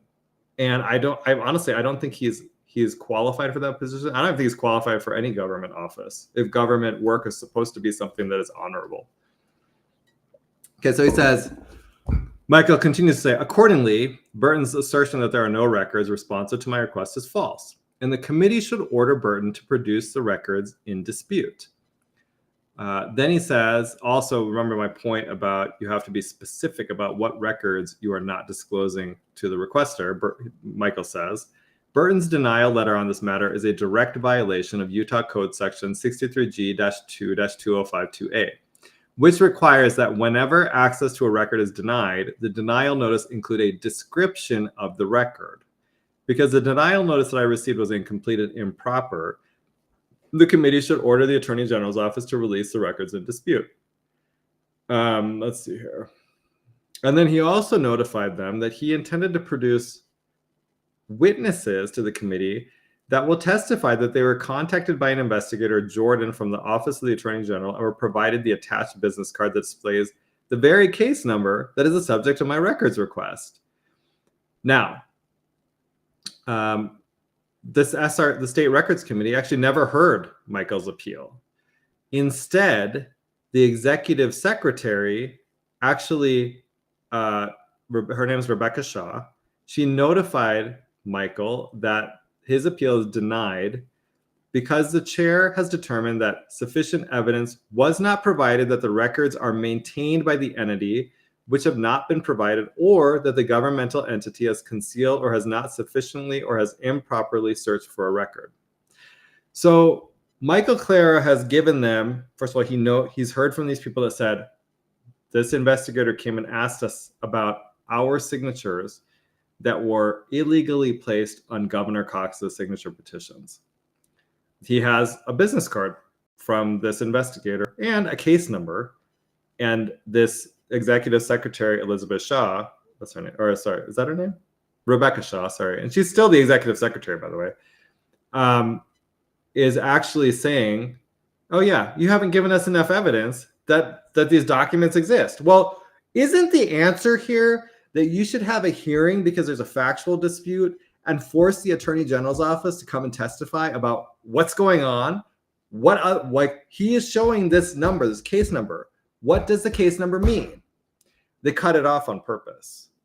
And that's the point here. This was done on what happened here in terms of the cutoff of having a hearing was actually purposely done to make sure that the Attorney General's office wouldn't have to respond to the appeal and would not have to show up in person and talk about it. Okay. Now, when she responded to Michael Clara, just like how Daniel Burton did, Ms. Shaw limited Mr. Clara's appeal to investigation records pertaining to the signature gathering nominating petitions for Governor Cox. Okay, so they're playing a game.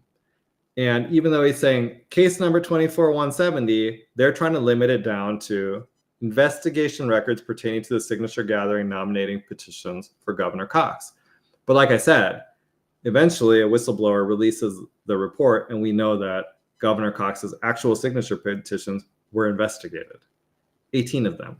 Okay. And so those records were relevant. They were responsive, even with the narrowing that happens here. this disingenuous narrowing that happened by Burton and happened by Rebecca Shaw and the chair of the SRC. The chair is the one that actually made this determination. Okay, so then Michael Clara is shocked by the response, right? I mean, understandably, like, what are you talking about? This doesn't make any sense. What else is he supposed to provide? So he writes an email back. Let me show you this email because this is actually, he's good. He does a really, I got to give him credit. He does a good job. If we had 1,000 more Michael Claras in this state, these people would be running. You wouldn't even have Governor Cox. Like, you couldn't even handle it, you know, because they couldn't be. The onslaught would be too difficult. And I think there's a lot of you out there actually that are kind of mini versions of Michael Clara. We need more. You know, it's kind of like, I don't know if anyone watched Buffy the Vampire Slayer, the TV show. There was this whole season where they got the sword that was somehow created the original vampire, and then there's a witch, and her name was Willow, and then she cast a spell, and she was able to make all the potential vampire slayers created at once, and they went from one vampire slayer, 2 or whatever, to like thousands. We need like that with Michael Clara. Although please do not cast any witch spells. I am very against witchcraft. I don't want it around me. It's very disturbing. So thank you. I'm not suggesting starting witchcraft. Okay. So in response, Michael Clara says, wow, I find the determination of the SRC chair to be incredible. Can you please inform me who is the chair and the other committee member that declined to allow this appeal to be presented to the committee? Again, there is some collusion going on here and coordination for what's happening. Then Mr. Producer says, can you imagine 1,000 Michael Claras or even 100? I know. I'm telling you, it would be game changing for the state. And I think actually, to be totally fair about this, if you're interested in being this type of a tenacious person that's going after things and just running it to the ground, I think it's trained. We can all be trained to do it. It's a skill, but it's a skill you can learn. So anybody can do it. Anybody. And certainly people like Michael Clara, Natalie Clausen, I'm happy to talk to you about it. If you need help with your appeals and stuff, you should reach out to people. There's always people that are willing to help. I know that I've done grandma appeals and I've shared those templates with people so they can use them to write their own. So, you know, and you'll learn more and more as you go through the process. So if you are someone that's interested in doing that, let's hear about it. Because I think we could use, you know, thousands of more Michael Claras, as many as possible. Even 10 would make a huge difference. So I don't want to make it sound like it's an impossible thing, so no one wants to do it. 10 would make a big difference. 20, you know, just think about the impact you could have on the way that the state is run. Okay, so he says, this is on August 14th, and she's going to go and report to the State Records Committee on August 15th. So he says, additionally, when you report to the committee on August 15th, 2024, that this appeal was declined, please ensure that the committee is aware that the evidence I presented with my statement of facts is a business card that Special Agent Jordan of the AG office provided to one of the victims and even wrote case number AG 24170 on the card. Okay, because that's kind of like critical information here. Okay, let me stop sharing this. I just realized I want to pull for you guys this audio. So give me 1 second because I have it. Let's see if I can find this real quick. And I'll just tell you, as I was going through this, I was just really kind of bothered by what happened here. I think this is a real problem. We have to there has to be accountability for things like this when people pull these kind of stunts. Otherwise, I'll just keep doing it, you know. Let's see here. Give me 1 second. I just realized I want to show you guys this.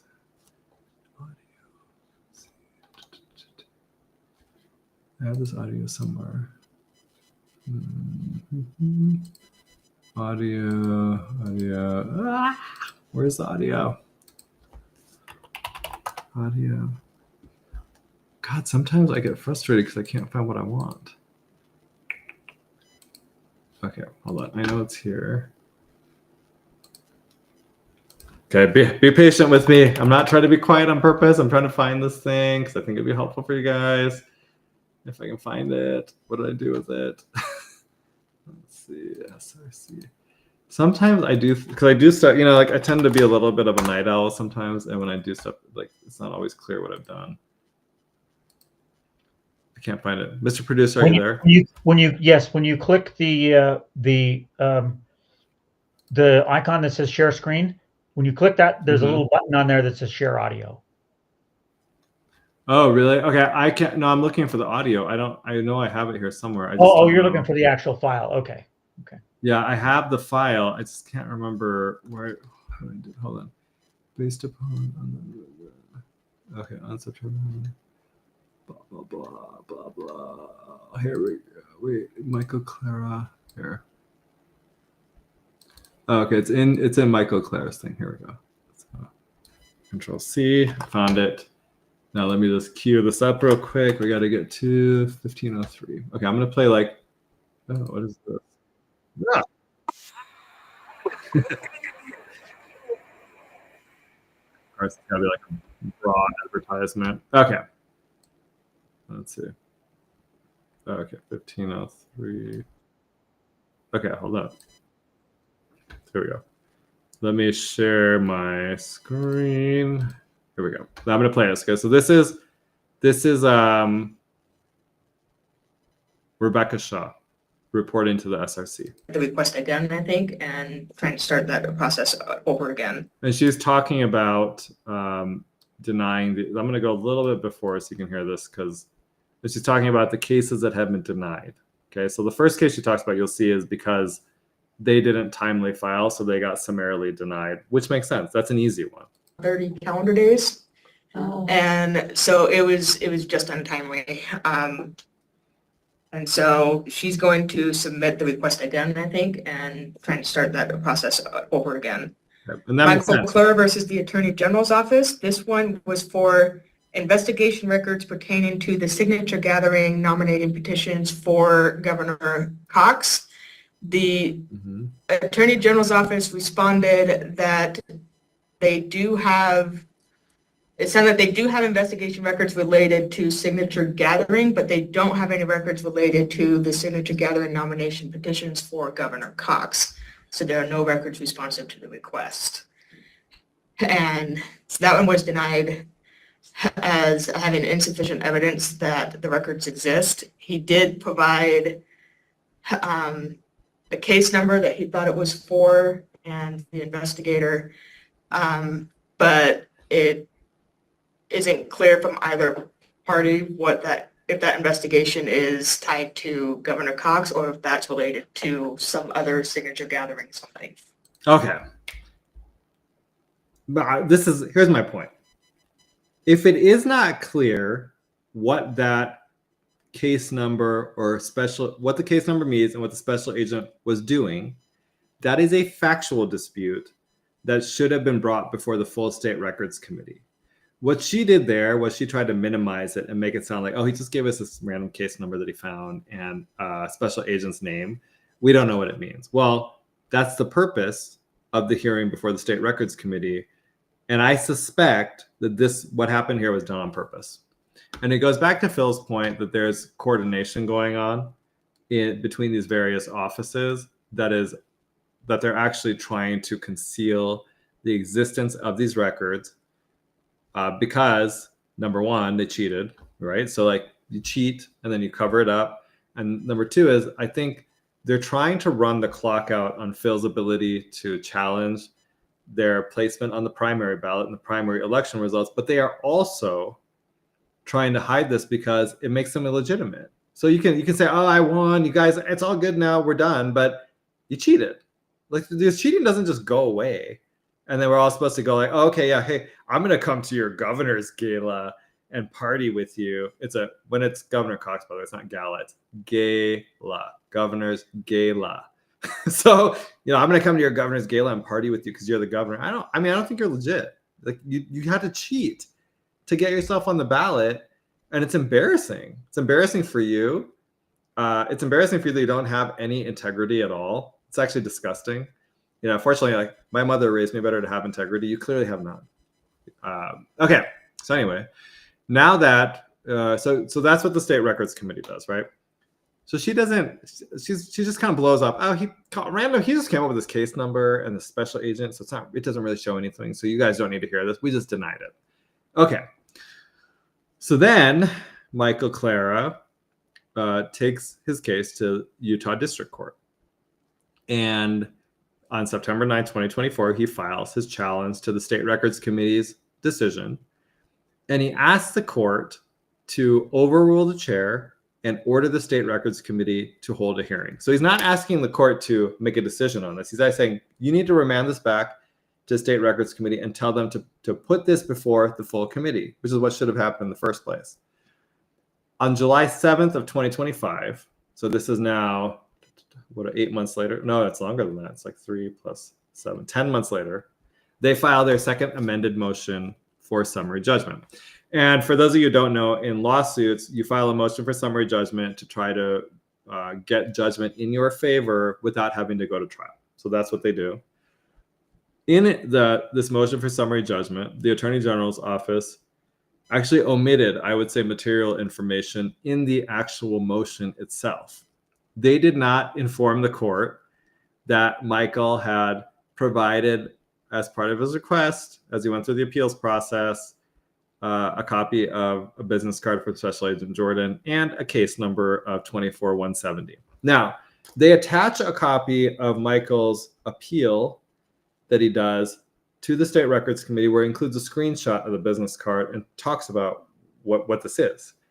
But it would have required the court to jump through into the exhibits and to review them. And I don't know that they did in this case, because Michael actually didn't respond to that motion for summary judgment. I think by this point, he made a decision that it wasn't worth it, that they were lying about the existence of these records and that he wasn't going to be able to change that through this lawsuit.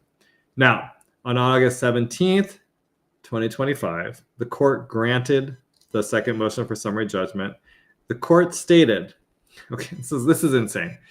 Based upon, and here's the thing, to be fair to the court, they're going based off the representations made to them by the Attorney General's office. A lot of times your Attorney General in your state, your federal Attorney General will have a lot of credibility with the courts because they appear before them a lot. They're held to a higher standard, as they should be. I used to work at the Federal Department of Justice. You don't get leeway in those types of positions. You are held to very high standards, much higher than private sector attorneys. And so the courts expect high integrity from you, and that's what you're supposed to perform. That's not what happened here. So the court says, based upon the undisputed facts, so again, they are going based on just what's been filed, the court concludes the Attorney General's office conducted a reasonable search for the records, but no such records exist because no investigation pertaining to the signature gathering nominating petitions for Spencer Cox for the 2024 election cycle was conducted. Therefore, these records cannot be produced in response to a GRAMA request, and this court is unable to provide Clara the ultimate relief he seeks. So, the court, based on the lies that were given to it by the Attorney General's office, comes up with the wrong conclusion. And that's unfortunate because then what happens? So this is on August 17th. Judgment is entered in favor of the Attorney General's office. Then on October 14th, 2025, a whistleblower released a copy of AG 24170. I have a copy of it. I've looked through it. There are 18 of Governor Cox's signature petitions that are part of that investigation. There were 50 signatures per petition. Every single signature on those 18 petitions were forged. They were fraud. That is a total of 900 fraudulent signatures just in the 18 petitions that were actually investigated. I'll just say this. I think that there's probably more fraud than just those 900 signatures, but those are the ones that we have definite proof of at this point. Because we still haven't seen all the signature petitions. They won't let you look at them, which makes me think that they're full of fraud. And that maybe this whole, and it's really, so for those of you out there who want to talk about how, our system is so good, it's so great. Well, you should be able to see, I don't think it is. I think SB 54 is a disaster because it's based on these signatures, trying to gather signatures, and they've just shown you they can cheat. You just opened up an entire avenue for cheating. You can't cheat when it comes to delegates.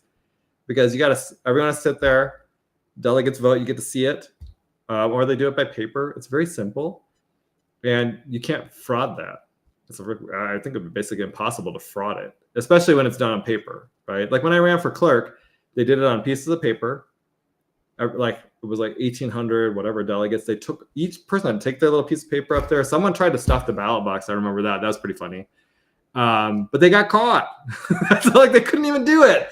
So I just give you a sense of this. Like this entire signature thing is fraud. It has opened up the system to complete and utter fraud. Now, there's a couple things here, right? No one's been held accountable for what happened in this situation and the lies that were told, starting with Lonnie Pearson, moving to Daniel Burton, who's now blocked me on X because, he's so intelligent. He reads books all the time. Apparently none of those books are about being honest or, having some integrity. I don't know what he needs to maybe read different books, because clearly whatever he's reading is just, or he's just got such a deep desire for power that he'll do anything for it. There's a lot of that going on around here. But I also think that SRC, the State Records Committee response from Rebecca Shaw and the chair, indicates that there was some sort of coordination that happened. And there's someone much smarter, much smarter than the people that were the front people for this, actually advising everybody along the way. And I do wonder, there needs to be a way to try to figure out who is the person that's coming up with the strategy. I am guessing that there is like a really smart attorney in the background, probably someone who's quieter and able to go through statutes, rules, figure out really smart strategies on how to block people. And that's what's going on here. I'm very curious. And, this came up to me because I was talking to a friend and kind of telling him about this today. And he was like, do you think that there is someone running this? And then like when I was thinking of this, I was thinking like the Wizard of Oz, right? Like he's like back there. And he's like, when the Wizard of Oz steps out, he's this like trolley looking ugly dude. Probably the same thing here. But that's so like these people need to be held to account. And I hope there's a way to do it. And maybe, I don't know if you guys have suggestions. If you have suggestions about how to hold people accountable, let's hear them. Obviously, like legal ways to do it, but how do we hold people accountable when clearly the system there's coordination in the system and they're all working together to keep us from being able to see the actual information and the data? And I don't know if the grandma process is the way to do it, right? I wonder if our voters even waking up. I sometimes wonder about this because I'll just give you an example. Like there's been that whole thing about how the Salt Lake County Council is going to increase property taxes. And I'll just tell you what the end story is. They're going to increase your property tax rate, 100%, no doubt. Everything, all the stuff there, the shenanigans, it's all fake. And I went and I commented, Amy Winder Newton was posting about how they cut $3 million by canceling some daycare centers that are only at 50% utilization rates anyway. But when I commented, she blocked me. And I realized, and when you go through the comments, it's all these people like, Amy, you're so great. You're so wonderful. You're such a great conservative. Like they are not actually getting accurate data. They're getting propaganda. And I wonder if that's happening on other things too, as well with our election system, for example. So we have to think about how do we get this information out there to these voters who they're still blind to what's going on. So that's what I leave you with. This bothers me a lot that we have this kind of coordination, this lack of transparency that actually ended up with a stolen election in 2024. And so I ask all of you let me know if you have ideas about how to hold people accountable that are involved in this. I want to hear them. We all want to hear them. Okay, I think we're at 7:00. I'll just say, Mr. Producer says, Michael calls himself a bureaucratic investigator. He's a sleuth, a detective. Agreed. And he says that business card exists. I've seen it. Yeah, the business card exists. And maybe I'll show. I mean, it's public information. I think it's out. I think he's posted as a grammar request. It's in one of the grammar requests. Okay. Well, it has been a pleasure. It's always a pleasure to talk to you. My name is Goud. I am the host of the Goud Crowd. You have been listening to us today on KMMU Main Street Media Utah. You can catch us on X on my handle, as well as the Main Street Media Utah's handle. You can also catch us on the Main Street Media's YouTube and Rumble channels, and at kmmu.org. We are on every Monday from 5 to 7, and we will see you